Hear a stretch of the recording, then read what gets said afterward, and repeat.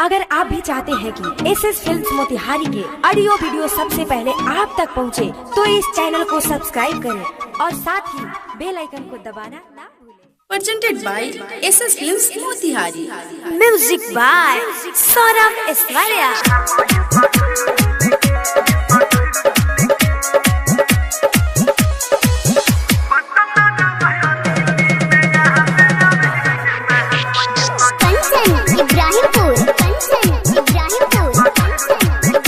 घर से पिटा के भगनी ओकरा के भूल के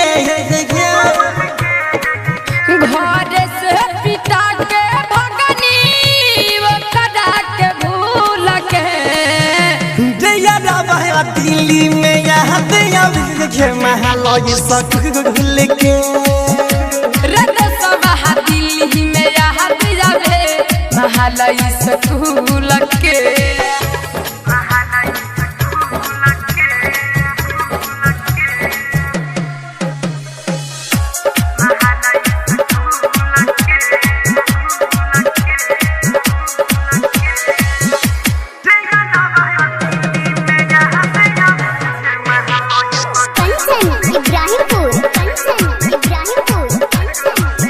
हमर पहली पसंद लागत नहीं महान रोता दिलावा कुक के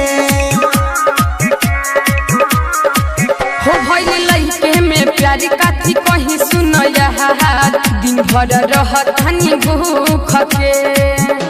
बनी है पुतो हर भाई हमारा कुल के बनी है पुतो हर भाई हमारा कुल के जनितवा दिल्ली में याद आवे महल सकूल के रे यारा दिल्ली में यहाँ दिया गे महल स्कूल के Saurabh digital recording studio Motihari.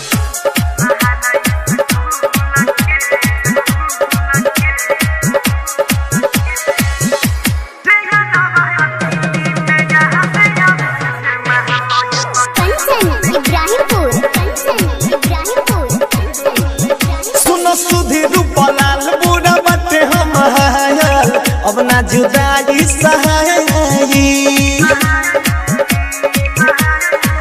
हो किसन मिठू मन बात मंटू भइल बाटे घाट सौरभ घरे पहुँचाई यादों में वो करार रतनेश नशा कोडी गुल के याद हमें वो करा साथी न सकोरी गुल के पटना रवा दिल्ली में याद आवे गए महल सकूल के